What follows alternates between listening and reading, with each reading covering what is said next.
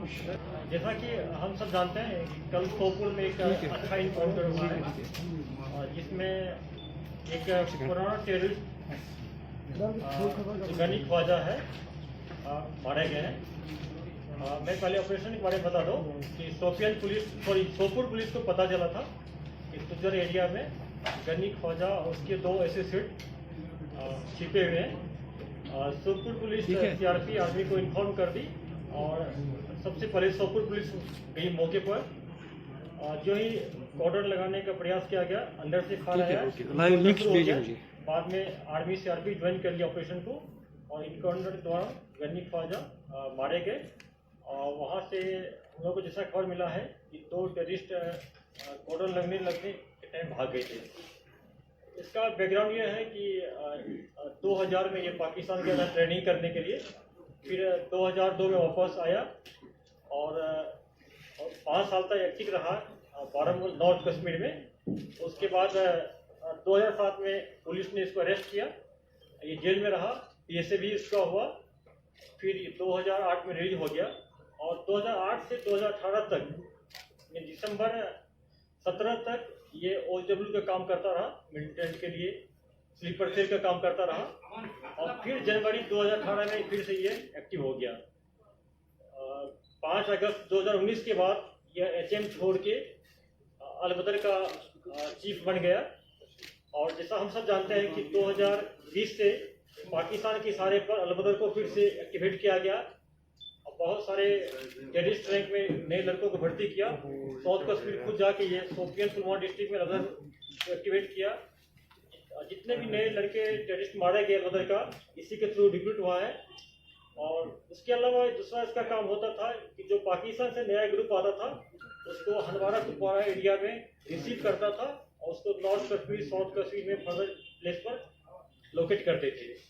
यह police security force दोनों के लिए बहुत बड़ी कामयाबी है, क्योंकि ये लॉजिस्टिक सपोर्ट देने में, पॉलिसी बनाने में, किस पर अटैक करना है, कहाँ मिलिटेंट को डिप्लेस करना है, कहाँ रिसीव करना है, इनका बहुत अहम इसका रोल था।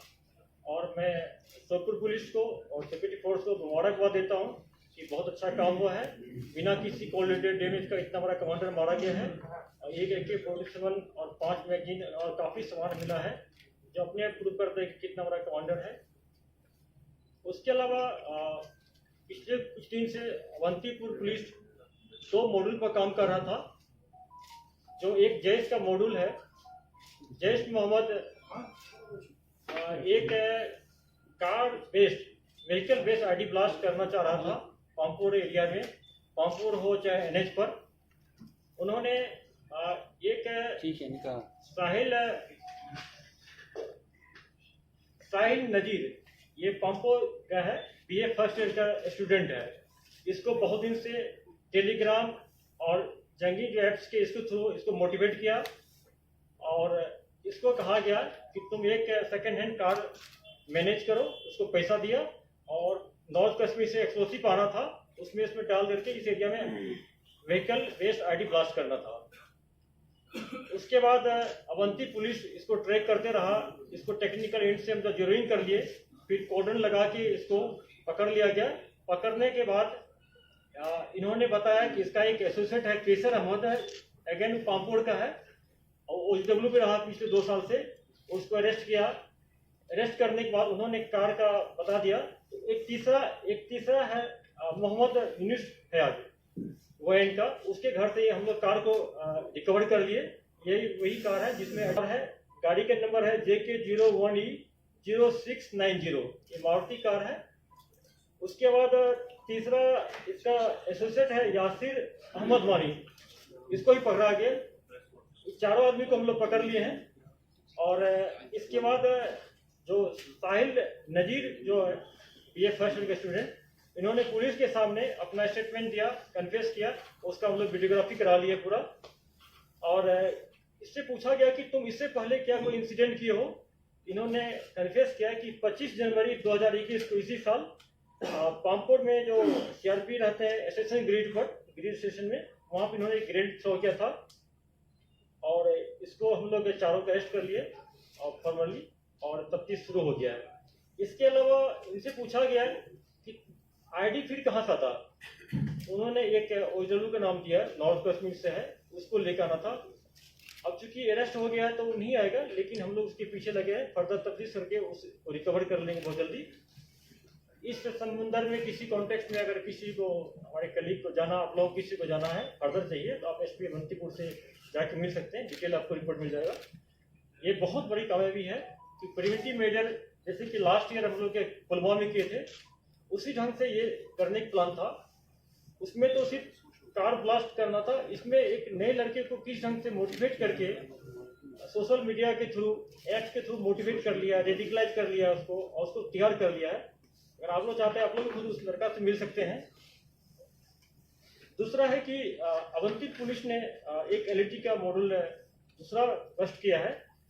उसमें जैसा कि हम सब जानते हैं कि उमर खांडे जो पामपोड़ का है, जो हमारे दोस्त साथी पुलिस वाले पर अटैक किया था यहीं पर बागत चौक के पास, उसमें एक उमर खांडे है, एलईडी का नया मिलिटेंट है, 2020 में अक्टूबर में ज्वाइन किया था। उसके इशारे पर एक इनका प्लान था कि जो अवंतीपुर में पामपुर एरिया जो है, वहाँ पर एमसी का जो म्युनिसिपल कमीशन का जो बिल्डिंग है, उसमें इनको फिराइन करना था या आईडी लगाना था। वहाँ पर दो में से एक काम करना था। फिर उसके बाद हम लोग को मिला जो वहाँ पे एक मुर्शिद अहमद गुजरी है, ये नामवल पामपुर का है, इसका नाम आया था। उसके बाद हम लोग कॉर्डन लगा के मुर्शिद को पकड़े। मुर्शिद को इन्वेस्टिगेट करने के बाद मुर्शिद ने बताया कि हमारे घर में एक कंटेनर है जिसमें 25 kg का एक्सप्लोसिव है। तो उसके फर्दर इंतजार पर उनको साथ ले गए हम लोग, और उसके इशारे पर एक कंटेनर रिकवर किया गया है उसके घर से, जिसमें 25 kg अमोनियम पाउडर है, जिसका काम आईडी बनाने में यूज होता है। उससे फर्दर हम लोग पूछे कि सिर्फ अमोनियम पाउडर है, बाकी आइटम कहाँ है। उसका कहना था अगेन कि नॉर्थ कश्मीर से बाकी पार्ट्स आना था, ये पार्ट्स लेकर हमको अपने घर में इसको असेंबल करके आईडी ब्लास्ट करना था एमसी बिल्डिंग पामपुर में। उसका 2 एसोसिएट था जो उसमें असिस्ट किया था। एक है मुनीब मुश्ताक शेख, पामपुर का है, उसका कोड है जरार, उसको भी अरेस्ट कर लिए हम लोग। एक तीसरा है शाहिद अहमद सोफी, इसको भी हम लोग अरेस्ट कर लिए। इस दोनों मॉड्यूल में टोटल 7 नए लड़के अरेस्ट किया गया। ये दोनों मॉड्यूल जो है ये ऑनलाइन थ्रू एप्स के थ्रू मोटिवेट किया गया है, जिसमें एक तो पाकिस्तानी खाली जैश का है मॉडल, दूसरा जो है ये एलईटी का है, Umar Khande local test through किया गया है। तो मैं अवंतीपुर पुलिस को बहुत मुबारकबाद देता हूँ कि बहुत एक्सीलेंट प्रिवेंटिव एक्शन हुआ है। अगर इसको नहीं रोक पाता तो एक बहुत 2 हादसा हो सकता था। और हम लोग जेएनके पुलिस खासकर कश्मीर जो हर एक डिस्ट्रिक्ट का इंस्ट्रक्शन दिया गया है, जैसा हम सब जानते हैं। मैंने पहला पीसी में बोला था जनवरी में कि प्रिवेंटिव इंटेलिजेंस हम लोग बहुत फोकस कर रहे हैं, और इंसिडेंट होने के पहले ही रोकना ये बहुत बड़ी बात है, जिसमें हम लगे हैं। मिलिटेंट भी बार प्रयास कर रहे हैं कि कोई वारदात करने के लिए। जैसे कि हम लोगों को कल खबर मिला था कि छानपुरा एरिया में जो एलईटी का कमांडर है, जो पहले एचएम में था, अब्बास शेख सब जानते होंगे, आया हुआ है कोई वारदात करने के लिए। हम लोगों ने अपने पुलिस फोर्स को पूरे को सीआरपी को अलर्ट कर दिए हैं। अगर उसको या तो जिंदा पकड़ा जाए या इनकाउंटर में इंट्रेज किया जाएगा।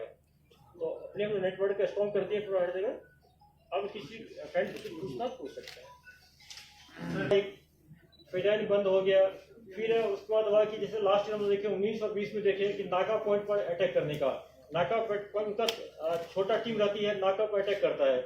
इस साल अभी तक में 2 इंसिडेंट हो चुका है, आईडी का हो चुका है, और एक हम लोग पकड़े हैं और 2 ये मॉड्यूल पकड़े हैं।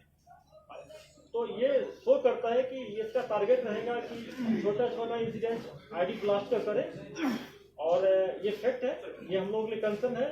उसके साथ एक नया डायमेंशन जैसा आप बता रहे हैं कि ऐड हो गया है एसटीडी बम का।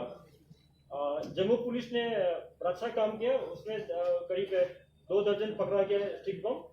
हम लोग इन्फॉर्मेशन है कि कश्मीर में कुछ आया है, लेकिन हम लोग काफ़ी सर्च के अभी तक मिला नहीं है।